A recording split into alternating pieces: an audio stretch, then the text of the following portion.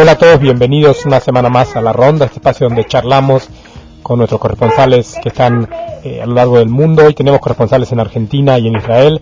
Saludamos en primer lugar a Rodolfo Klickman desde Buenos Aires. Hola Rodolfo, ¿cómo estás? Hola, ¿cómo están ustedes? Un gran abrazo. ¿Qué tal? Saludamos a Pablo Frenkel desde Bahía Blanca. Hola Pablo, ¿cómo estás? ¿Qué tal, Federico? Un gusto nuevamente estar con ustedes, como todos los jueves en esta ronda. Igualmente. Saludamos a Rolly Silverstein desde Jerusalén. Hola Rolly. Hola, ¿qué tal? ¿Cómo están todos? Un gusto escucharlos. Un gusto saludarte nuevamente. Vamos a hablar hoy de Israel, la situación de Israel. Hablaremos del aniversario de la muerte de Rabin. Hablaremos de cómo está la cuestión con el Líbano también. Hablaremos también de casos de corrupción en el gobierno Olmert que parece que se están acumulando de manera preocupante. Hablaremos de Argentina también. Hablaremos del caso AMIA, cómo va el caso AMIA, hablaremos también un poco lateralmente, pero hablaremos de Venezuela y el candidato opositor, Manuel Rosales, que ha tendido la mano a la comunidad judía en un gesto claramente desafiante hacia la política de Chávez. Pero empezamos, si queréis, en Israel. Cuéntanos, Rolly, ¿cuál es la última hora de este día tan importante porque se está celebrando la conmemoración de Rabin? La verdad que es un día muy importante y muy triste también para la realidad israelí y para la realidad judía. Hoy es el día de la conmemoración del asesinato de Rabin y bueno, como cada año siempre el tema surge toda la parte negativa del tema, porque no es solamente la conmemoración de Rabin, no es que se habla de Rabin y del legado de Rabin, sino que se habla también del asesino y qué significa, qué significa lo que hizo el asesino, como digamos en forma no democrática frenar un proceso democrático y bueno, justamente esta última semana el asesino recibió permiso para juntarse con su esposa y poder tener un hijo, y se estuvo hablando de eso también. Y hubo una encuesta que esta última semana que un tercio de la población israelí piensa que hay que indultar al asesino de Rabin, y dentro de los religiosos una mitad. O sea que el tema es muy muy complicado. Hay gente que lo ve al asesino como un héroe acá. Entonces el tema es algo muy muy doloroso para la sociedad israelí. Es muy curioso, ¿no? Cómo una sociedad aparentemente así democrática y que defiende valores tan importantes como dentro de la comunidad judía puede apoyar a un criminal y más que nada a un magnicidio. Una operadora ha accedido a la multiconferencia. La operadora ha abandonado su multiconferencia. No pasa nada, seguimos igual. Seguimos. Es que estamos hablando de extremistas religiosos. Extremistas religiosos tienen diferentes religiones, pero las formas de actuar son parecidas. Estamos hablando de una persona que con la violencia él decidió frenar el proceso de paz y tuvo éxito, porque después del asesinato de Rabin el proceso de paz casi no existió. Y todos hablan acá, si Rabin hubiera estado, estaríamos en otra situación ahora con los palestinos. Y bueno, porque Rabin también, Rabin representa no solamente al proceso de paz, Rabin representa a un militar que ganó guerras, que pensó que la paz es el único camino en que realmente Israel puede llegar a consolidarse. Rabin representa también a la vieja política, en donde se podía confiar en los políticos, se podía confiar que hubiera menos corrupción, gente que realmente decía lo que pensaba y hacía eso, y no como ahora que los políticos antes de hacer algo consultan con sus asesores y ven encuestas. Y bueno, es así, realmente representa muchas cosas que en Israel ya no existen. Y bueno, eso la gente extraña eso, a la vieja Israel, a Israel idealista. Y bueno, es así, es un proceso en donde un país se consolida, pero por otro lado el idealismo se pierde, ya es distinto. Claro, bueno, pero eso está, digamos, rememorando, reflotando ese concepto de hombres providenciales, ¿no? Donde el hombre que maneja todo es el que decide y el que hace todo, y no deja la idea, o sea, no deja el concepto para que otros puedan seguirlo. No solamente pasa en Israel con Rabin, sino prácticamente en todos los países que hubo estos líderes tan fuertes, tan carismáticos, que al desaparecer dejan huérfanos a todos los demás y no saben hacia dónde tomar, a qué destino seguir, ¿no? O sea que es un arma de doble filo también. Lo que un solo dato que quisiera dar es que en la época, en los líderes políticos de la época de Rabin, o incluso antes de los años 60, de los años 50, digamos que no se volvían, no se enriquecían después cuando terminaban su mandato. Y ahora vos ves que los políticos cuando terminan su mandato, su cadencia, sus cuentas bancarias son mucho más grandes de las que eran antes. Y bueno, es así. Ben Gurión cuando terminó su cadencia se fue al kibutz, a Sde-Boker, y Rabin siguió viviendo en la misma casa que vivió toda su vida en Tel Aviv. Y bueno, es otra época, otra gente. Rodolfo, claro. Cuéntame, en Buenos Aires, en Argentina, ¿hay algún tipo de conmemoración también por Rabin? Bueno, yo no participé de ninguna, aunque yo realmente por Rabin siento una devoción que no la voy a abandonar nunca. Por el asesino de Rabin y todos los que lo siguen, siento un odio feroz, porque esta gente está haciéndole un daño terrible al pueblo judío, terrible, como si no nos faltaran enemigos afuera, empezamos a tener enemigos adentro. Yo expreso mi opinión, yo siento devoción por Rabin y por el legado de Rabin, y siento un odio muy grande contra todos estos que siguen a este muchacho. Rolly, al mismo tiempo que se recuerda a Rabin, tú lo decías, hay una crisis de legitimidad de los políticos israelíes, hay casos de corrupción, pero cuéntame, porque parece que se están acumulando y hay una especie de rechazo a la opinión pública. He leído también un artículo de Arik Carmón, que también criticaba mucho este hecho. Sí, es verdad. Mira, cada día, o bueno, si no cada día, cada 2 días se publica otro caso de corrupción, otras sospechas para políticos que en casos de corrupción personal, en donde tienen bienes, departamentos, o casos de corrupción en donde digamos trataron de tomar ventajas por conocimientos de decisiones económicas que se van a tomar, o por ejemplo dar ventajas a amigos en ciertas decisiones económicas. Bueno, hay muchísimos casos de corrupción que llegan desde el primer ministro Olmert y va por toda la franja de políticos, y eso es la gente toma distancia de la política, y eso es peligroso para la democracia, ¿no? Especialmente si estamos hablando en una democracia débil, porque Israel realmente es una democracia débil, si lo pensamos bien, porque el país en un estado de guerra es un país débil desde el punto de vista social.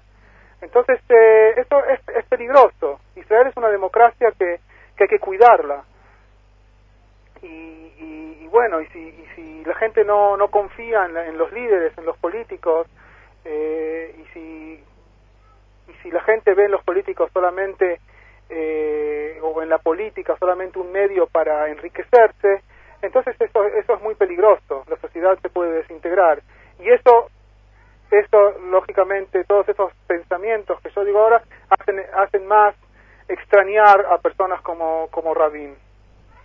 Hablando de guerra, tú decías, Rolly, la última semana realmente hay preocupación. Israel ha sobrevolado Beirut otra vez.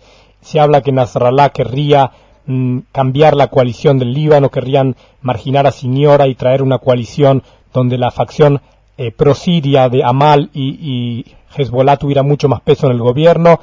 ¿Cómo se ve esta situación en Israel y en Argentina? Bueno, acá justamente hoy se estuvo publicando que estos sobrevuelos sobre el Líbano fueron decisiones militares solamente, no pertenecen a la política exterior del gobierno, no fueron decisiones del gobierno, y eso llamó mucho la atención porque es el gobierno, es el ministro, la ministra del Exterior, de Relaciones Exteriores, que tienen que decir sobre esta política, porque decían que si estos vuelos es para presionar al gobierno del Líbano.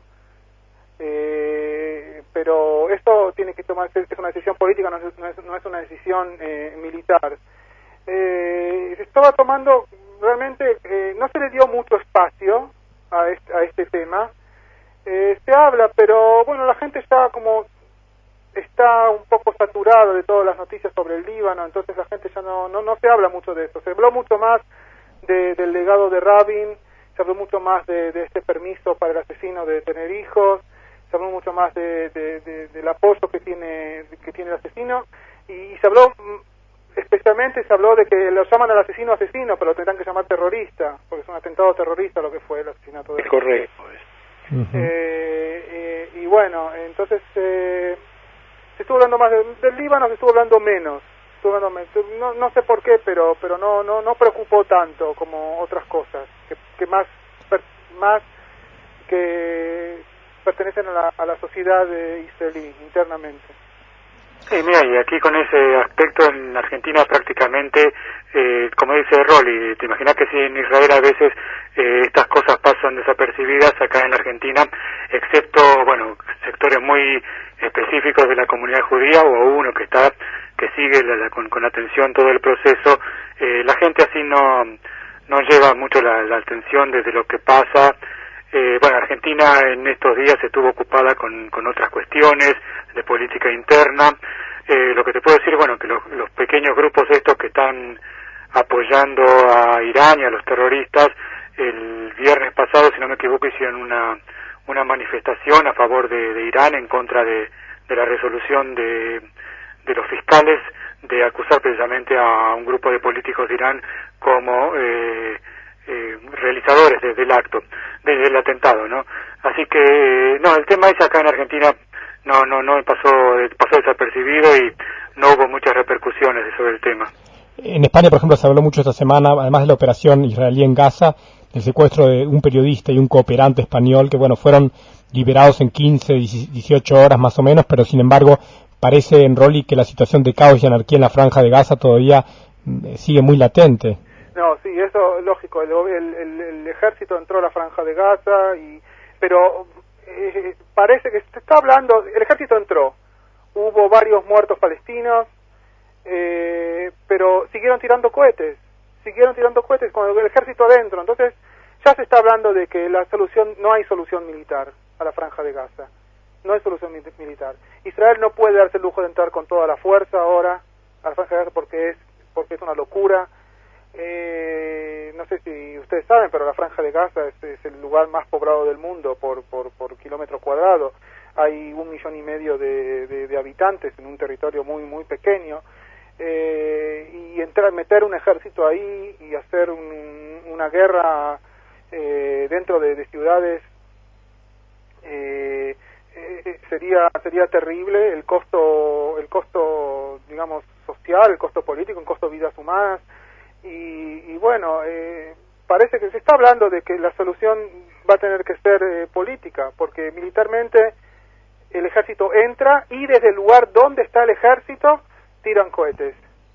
No lo pueden frenar, no pueden frenar los cohetes. ¿Y quién sería el interlocutor entonces ahí, Rolly? ¿Con quién hablaría el gobierno de Israel? Yo no sé, el gobierno de Israel todavía dice que no va a hablar con Hamás, porque está la autoridad palestina, y me parece correcto que si hay una autoridad palestina elegida tiene que hablar con Hamás. Lo que pasa es que ahora Hamás es gobierno. Uh-huh. Entonces, como me parece que va a llevar un tiempo más, pero en algún momento el gobierno va a hablar con Hamás, como hace 15 años dijeron que no iban a hablar con la OLP y al final hablaron con la OLP. Es así, los pueblos son representados por sus representantes, uh-huh, no por quien elige ese representante. O sea, los palestinos tienen sus representantes y aunque no nos gusten van a tener que hablar con ellos. Yo creo que va a llevar un tiempo más hasta que hablen con ellos, y eso también depende de Estados Unidos y depende en general de Egipto, de la política internacional. Israel en realidad habla con Hamás por intermedio de Egipto, por intermedio de Jordania. Uh-huh. Habla en forma indirecta, hay un diálogo, están dialogando ahora para liberar el soldado secuestrado. Sí. Así que hay cierto diálogo. La pregunta es cuánto tiempo más va a llevar. Y Rolly, para terminar este capítulo de Israel, ¿cómo ha sido la primera semana de la entrada de Lieberman, de la ultraderecha, en el gobierno Olmert? La verdad que Lieberman está llevando un perfil bajo, no quiere generar polémica todavía.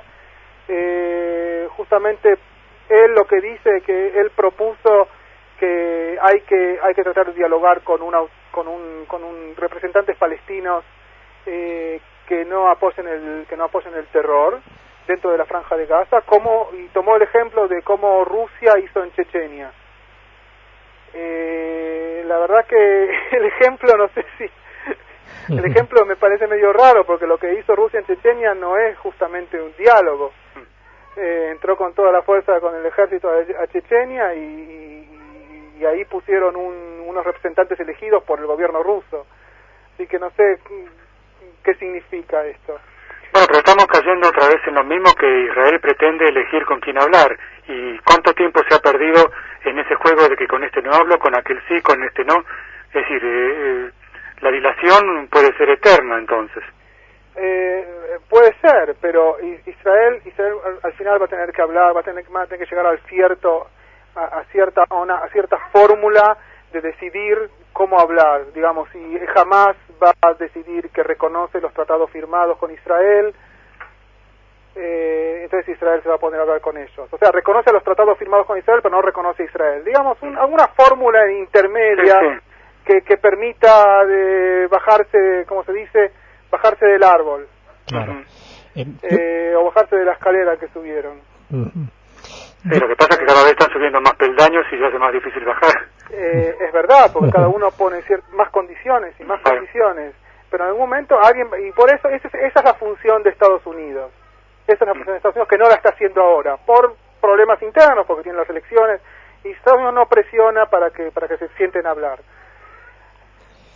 Y bueno, es así. Estados Unidos está con sus problemas en Irak también, entonces es complicado. Yo quería hablar de Israel en otro plano, porque démonos cuenta que Israel es un país pequeño con 6 millones de habitantes, pero sin embargo condiciona o digamos crea debates en la opinión pública de muchos países que a lo mejor no tienen nada que ver necesariamente con Israel. Es el caso de Venezuela, por ejemplo. Rodolfo, sé que tú estás muy al corriente de este tema, que el candidato opositor Manuel Rosales ha ofrecido viajar a Israel si gana las elecciones, si le gana a Hugo Chávez, y ha dicho de que la comunidad judía va a ser prioritaria en su mandato. Y los convocó a los judíos a colaborar con él. Al contrario de lo que está pasando con el señor Chávez, ¿no? Qué paradoja, ¿no? Esto que de repente Israel forme una parte tan central de digamos, la opinión. Lo que pasa es que la paradoja es Chávez. Claro. La paradoja es Chávez, que cambió realmente las prioridades de Venezuela y convirtió a Venezuela en un país prácticamente cercano al terrorismo fundamentalista. A veces estas cosas pasan, y pasaron también con otros países, porque hay una imagen de Israel que tiene, digamos, el que se acerca a Israel puede tener las puertas abiertas también en Estados Unidos, o ayuda de Estados Unidos, o apoyo de Estados Unidos. Entonces Israel es como si fuera un paso intermedio hacia mejores relaciones con Estados Unidos. No es el caso de Venezuela, porque Venezuela tiene relaciones directas con Estados Unidos, pero hubo casos que sí, especialmente países africanos, que mantienen relaciones con Israel como paso intermedio para mejorar sus relaciones con Estados Unidos. Sí, la verdad que sí, es claro, esa intermediación que hace Israel con Estados Unidos, y también mucha gente se acerca a Estados Unidos también para acercarse a Israel, es verdad, comparto tu análisis.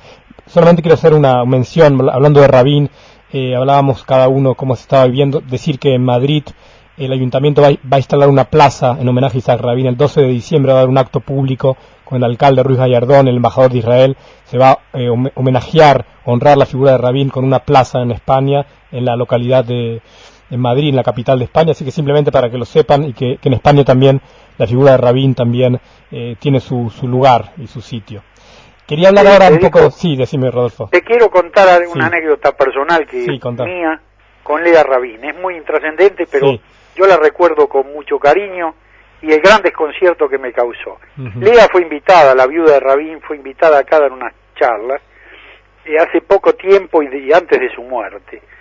Yo fui invitado a una de esas charlas, y naturalmente por la seguridad que había y como la cubrían, yo no me pude acercar a ella a saludarla. Entonces hice un gesto que yo considero muy argentino, no sé si se utiliza en otros lugares, que es besarse la palma de la mano y mostrarle la palma como si uno le estuviera mandando un beso volador, una cosa así, ¿no? Y yo recuerdo que Lea vio eso y empezó a largar unas carcajadas que yo pienso que hasta el día de su muerte se estaba riendo, y siempre yo me quedé con la idea de que había hecho algo que en Israel debe ser considerado feo, de mal gusto, alguna cosa por el estilo. Yo me quedé con esa impresión, claro, así como con el cariño que yo sentí por ella y por su marido, ¿no? Qué lindo recuerdo. A lo mejor es un acto de galantería, no sé, Rolly, si eso es un acto de... Sí, me parece que es algo común, algo conocido. ¿Allá también es conocido? Sí, es algo muy general. Bueno, se reía las carcajadas Lea, que no... Yo me quedé pensando si no la había ofendido, no había hecho algo que impropio, ¿no? Bueno, con la vuelta de los años ya puede estar más tranquilo, Rodolfo, por ese tema. Sí, es cierto. Es absolutamente cierto. Quería preguntarle si había alguna novedad respecto al caso AMIA, si había esta semana si había algún tipo de avance en la investigación. Bueno, se piensa que el juez va a ordenar que la detención de los iraníes que pidió el fiscal. También he podido leer que la embajada de Irán amenazó con romper relaciones con Argentina.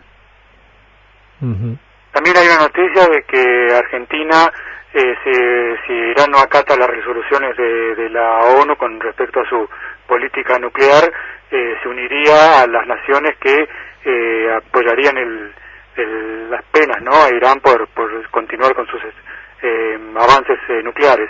Creo que eso también sería un punto para tener en cuenta. Claro. Y es verdad, yo he leído esta semana que el Congreso Judío Mundial había felicitado a Kirchner por esta acción judicial, o sea que pasa que es verdad que no hay un avance todavía muy claro en la investigación. O sea, Argentina es miembro del Consejo de Seguridad hasta el 31 de diciembre, así que dentro de todo tiene voz, por lo menos no sé si tendrá voto, pero por lo menos tiene voz en ese aspecto. Claro, y a nivel de política interna, yo sé que va a haber elecciones en la DAIA, el paraguas político de las comunidades argentinas. Quiero saber si están un poco al tanto de este tema. Parece que hay un tapado de un empresario que se presenta.